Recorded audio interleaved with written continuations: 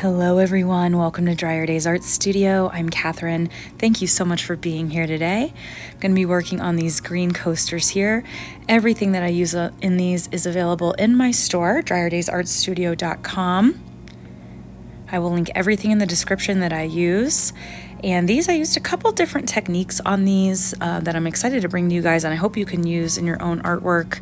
Let me know in the comments what you think of these. And I want to give a shout out to my patrons real quick. A big thank you to them as always. You can support my channel by becoming a patron. There's more information in the video description on that as well. You guys are awesome. You keep me going. I'm so thankful for you. Thank you for your continued support. Okay, let's get right into these. So I'm using the Fern Flakes here that are available in my store. These are kind of a greenish blue flake. Beautiful effects. They're extremely lightweight. They do float around, so you can see they're kind of getting a little messy here. And with the static cling of the silicone mold, you can kind of see it's almost like the flakes are being magnetically drawn to the surface of the mold here. So what I'm doing is I'm using one of my silicone brushes to just apply the Fern Flakes very gently along the edge of the mold here. If you noticed in the beginning opening when I'm showing the size of these, it attaches beautifully to the resin. You get some lovely effects, and then you don't have to do any silver edging or anything like that. It's just a really, really pretty technique here with the flakes. I have several other colors in the store as well if you want to check those out. Okay, so as you can see here, it did get pretty messy, and I wanted some to be on the surface. I thought it might give us a pretty cool effect, but I decided it was a little bit too much. I didn't want them so much in the middle here. I wanted to clean up the edges a little bit, so I am just using some masking tape very gently, sticking in my gloves to pick up any extra flakes that I just felt were a little bit too much. You can use any kind of tape for this technique as long as it's not too sticky, and then just gently applying that to the surface. I'm not doing this very rough or hard pressure. It's very, very light. And see how nicely that cleaned it up. And I even go in a little bit closer to the edge just to get a little bit more. These came out, I feel, pretty busy, and I'm usually kind of like a less is more. I always say that, and then I end up kind of, I feel, going over the top with pieces or just incorporating one more thing in it. But I didn't want this to be too crazy. I didn't want the Fern Flakes to take it over. I just wanted them to be a really nice edge. You can see up there at the top what else we're going to be using. We're going to be using some Shabby Chic green mica pigment, some Grandiose glitter, some darkest green mica pigment. Oh, and see there, I'm doing it right on the top edge here of the mold too, because it did just get a little messy, and I like to clean things up because we don't want that blowing off either and getting into our piece when we take the heat gun to it. So just getting this nice and clean. I'm going through quite a bit of tape, but it's going to be worth it to get this nice and clean and taking the time to prep and do what we need to do. And I'm just taking a look, making sure everything looks nice, even, and consistent. And then I'm going to do that on my second mold. And there we go. Now we're ready. So I'm going to take some Grandiose glitter, and I'm actually just putting some on my gloved finger and putting it right in the middle.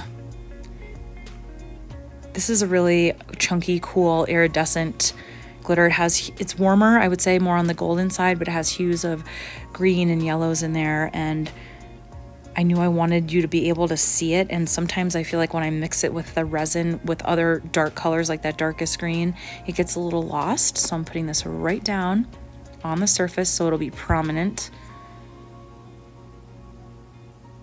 I know it's hard to see. I'm going to try to zoom in. All right, so next we're going to try out the Shabby Chic green. This is a beautiful sort of light mint green color.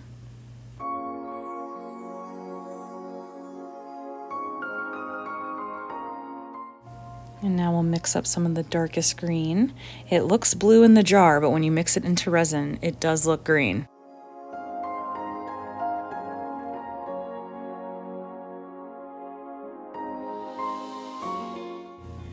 And I am going to use a little bit of the white pigment paste. I pretty much use the white in everything, so Mix a tiny bit up for that. Now we're gonna start with some clear. Make sure it's really nice and spread around. As you can see, I'm just sort of doing that by tilting because I already have glitter down and I have the Fern Flakes that I don't want to get in there too hard with my brush or anything to move this stuff around because it could scuff it. It could start floating around, and that's what I'm trying to avoid. So very gently, if at all, moving some of the resin into the edges there. Gonna come in with my white. And I just like to sort of do an irregular shape, kind of following along with the general shape of the mold. Here's that darkest green, taking that right up against the outer edge. Such a beautiful color. And then we are going to come in with the Shabby Chic here. The Shabby Chic and the darkest green are relatively newer mica pigments in my store, and I just love them so much. I love using them. I'm actually working on resin geode right now using them. Beautiful greens. Some more of that darkest green there. So you can sort of see the pattern. And here I have some Grandiose mixed in with clear, trying to keep that center. Hitting with some heat. I really sort of wanted to marry these colors together more than I usually do in other pieces, so really heating that up.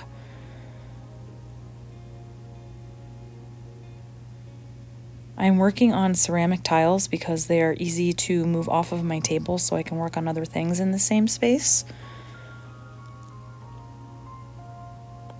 I thought these were really starting to look kind of galactic-y and spacey at first. I really was digging how these were looking. As we know, resin likes to move around, so we're gonna kind of see how these morph and change, but just going to keep layering in until they are all the way filled and kind of looking at what I want to see more of. And I did want these to be pretty dark, so keeping with that darkest green. And you can see here when you put that resin in how it pushes the rest of the resin.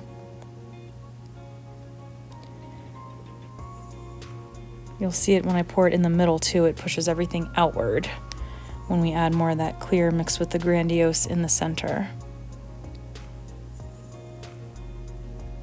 Doing kind of a squiggly pattern to give kind of more of that rocky look because we are using the agate coaster molds. So these want to look a little bit more rocky.